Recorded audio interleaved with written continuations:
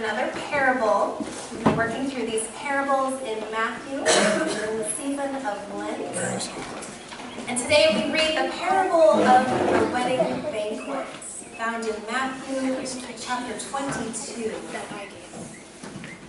Let us listen for the word of God. Once more, Jesus spoke to them in parables, saying, "The kingdom of heaven may be compared to a king who gave a wedding banquet for his son. He sent his slaves to call those who had been invited to the wedding banquet, but they would not come. Again, he sent another slave, saying, 'Tell those who have been invited, look, I have prepared my dinner. My oxen and my fat calves have been slaughtered, and everything is ready. Come to the wedding banquet.' But they made light of it and went away, one to his farm, another to his business, while the rest seized his slaves, mistreated them, and killed them. The king was enraged. He sent his troops, destroyed those murderers, and burned their city. And he said to his slaves, 'The wedding is ready, but those invited were not worthy. Go, therefore, into the main streets and invite everyone you find to the wedding banquet.' Those slaves went out into the streets and gathered all whom they found, both good and bad. So the wedding hall was filled with guests. But when the king came in to see the guests, he noticed a man there who was not wearing a wedding robe. And he said to him, 'Friend, how did you get in here without a wedding robe?' And he was speechless. Then the king said to the attendants, 'Bind him hand and foot and throw him into the outer darkness, where there will be weeping and gnashing of teeth. For many are called, but few are chosen.'" This is the word of the Lord. Thanks be to God. What do we do with a text like this? What do we do with a text that has a problematic history? One that is riddled with so much violence. This text is one of those that preachers are tempted to just sort of skip over or to take that Sunday off when it pops up in the lectionary. This text is problematic. It was at the heart of anti-Semitic actions over the years. The German Christian church used it to justify what the Nazis were up to. This church led to more than 6 million people going into the gas chamber, using this parable as a reason to do it. This text has been problematic. We've traditionally seen this text as an allegory for the kingdom of God.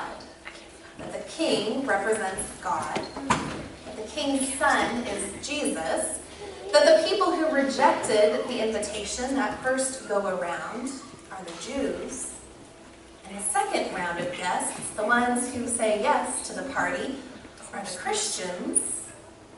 And then there's that one guy who shows up without the right outfit. Perhaps he's a wolf in sheep's clothing. Perhaps he's a priest or a pastor or a youth director who turned out to be abusing parishioners. He doesn't belong. He is kicked out of the church. Perhaps this is a fine interpretation of this text, and maybe we can just leave it as is. Perhaps Matthew really does mean to use this story as an anti-Semitic parable. After all, the temple had just been destroyed. Matthew is no doubt feeling the pressure of being a Christian in those early days. It was not easy. It certainly could be that he is angry over the rejection of Jesus and blames his Jewish neighbors. But all of this feels so unsettling. It feels unsettling because of the way that it treats Jewish people. And it feels unsettling because this whole story feels contradictory to what Jesus has proclaimed thus far in Matthew. Take the Sermon on the Mount, for example, a sermon filled with love and grace, a sermon that reveals God's mercy. Does this murderous king of this parable really sound like God? Now, maybe it sounds like our understanding of God back in the Old Testament, with the time with the big flood, where the earth was destroyed except for that one boat with 2 of every species on it. That time when God was so filled with anger that destruction was the only way. But that same God who vowed never to do it again. Is this vengeful king in this story really to be compared to our God? The one who decides to make that ultimate sacrifice by assuming flesh and becoming one of us. This doesn't really make a whole lot of sense. This seems inconsistent with everything that Jesus has been saying about God thus far. I think one of our struggles with this parable is that we've always looked at it one way. We've had this singular lens that we've looked at it, and we only interpret it in this one way. We're sort of stuck in that reading. It's not unlike the time when I thought silos were chicken coops. I think I've told this story here before, maybe a couple of years ago. When I was a kid, I was driving through the countryside and I saw a structure on a farm, and I pointed to it and I asked my mom what it was, and she thought I was pointing to a chicken coop. So she told me, that's what it is. And so for years, probably far too long into middle school, I thought silos were chicken coops. And my brain kept trying to figure out how those chickens were stacked up on top of one another in those tall structures. It didn't make a whole lot of sense until I finally made the connection that they're not chicken coops.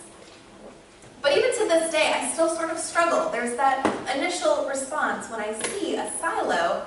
I have to remind myself that there's grain in there and not chickens, because for all of those years, that is what I thought. I think we have to do a little bit of rewiring of our brains when we read this story. Rather than approach it the way that we always have, maybe we have to look at it through a different lens, because maybe we are missing something in this parable. Maybe there's this whole other message that Jesus and Matthew are offering. We're given a clue right at the start. Now, some of our Bibles have those teeny tiny little footnotes with interesting notes at the bottom. They talk about things that are maybe left out of our English translations. And in the NRSV, the text that I typically use, there is no footnote. But when I looked at the original Greek, scholars kind of pointed me there, there's this interesting line in the text. Now, in most English versions, it reads, "The kingdom of heaven can be compared to a king." But in the Greek, it actually says a man, a king. There's no punctuation in there. It's just this weird phrase, a man, a king. It's sort of awkward. But this is the 4th time in Matthew that he uses this phrasing in a parable. It was in our parable for last week as well, with the vineyard and the laborers. It's almost as if Matthew is trying to give us a clue here. He's trying to tell us, look, this king in this story really is just that, a king, an ordinary man. I'm not turning this story into an allegory. I'm not meaning for the king to represent God. The king is just a king. Well, for those hearing this parable in first century Palestine, it wouldn't be too hard to compare this king to a king they are familiar with. Back in that time, King Herod was the ruler of the day, and he had a lot in common with this king in the parable. He was a wicked, tyrannical ruler. He ruled by force and by violence. It wouldn't be too hard for the people hearing this story to come up with that image of Herod when they heard about this king. So we've got this clue from Matthew. He subtly throws in there that he's talking about real-world, current events. He's not implying that Jesus is making this an allegory for heaven, a tale about who is in and who is out. He's actually using the current political climate to tell this parable. Well, this solves the problem of why this king has absolutely no goodness in him. It explains why this king looks so different than the God we understand and the God described by Jesus. We can read him, I think, as Jesus meant for us to read him, as an example of the worst kind of brutal dictator. One who would fill his own banquet hall for this joyous occasion by using lethal force and terror. He doesn't just kill the first ones who turned down the invitation. He makes this big show of it by destroying their city. So of course, that second round of invitees show up. They know what happens if you turn down the invitation to this king's party. So let's say we start from scratch with this story. What if we understand the king to be just that, a king, a tyrannical ruler who abuses and kills his people, and his son is just that, his son, a prince, an heir to the throne and empire. The wedding guests are just citizens of the empire. There's no religious distinction that needs to be made, because in the Roman Empire, you either obey the king or you don't. And if you don't, you get wiped out. So what about that guy showing up in the wrong clothes? The one who is out of place and angers the king in such a way that he gets kicked on out, thrown into the outer darkness. What if this guy is Jesus? What if this guy refusing to wear the clothes that were approved by the empire, the guy standing silent, confronting this king, is meant to represent Jesus himself? It certainly turns this parable into a whole different story. What if it is a prediction tale, an instance of Jesus letting his followers know what is about to happen? He's already done this 3 times in the Gospel of Matthew. He's predicted his death. He's tried to clue them in and tell them what's going on. But all of those times were before he arrived in Jerusalem. As Jesus tells this story, Palm Sunday has just happened. He's made that grand entrance and he's inside the city gate now. He's in the city where he will be arrested and crucified. And he knows it. Maybe he is taking one more opportunity to tell his followers about this, but doing it in a subtle way, encrypting it in this parable so that he and his followers don't get into too much trouble right then and there. And so he includes this part about the man at the end of the parable, the one dressed in the improper clothing, standing out as a character in opposition to the king. He simply remains silent, however. In the face of his ranting accuser, he lets himself be bound and thrown into the outer darkness. This is what is about to happen to Jesus. In the face of our earthly authority, the authority that uses violence, Jesus will stand silent in the face of his accusers. He will let himself be bound and thrown into the outer darkness. What if this parable is a prediction of what will happen on Good Friday? That dark day on the cross, when Jesus is abandoned by even his closest followers, left alone in despair on his own. Could it be that Jesus is indeed revealing a truth about the kingdom of heaven, that it involves this humble, suffering servant who is unfairly rejected and cast out, taking on that pain and punishment and facing death so the rest of us don't have to? Could it be that Jesus is talking about God's love poured out in that sacrifice? That he's speaking this truth in love, letting the disciples know that they are going to let him down, but he will never let them down. He will never let us down.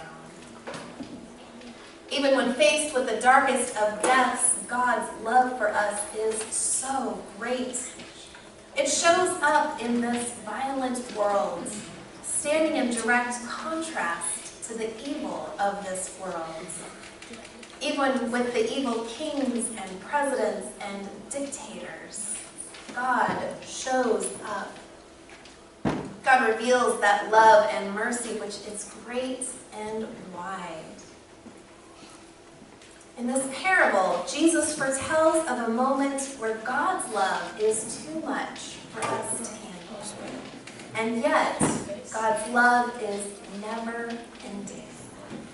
That grace never stops flowing.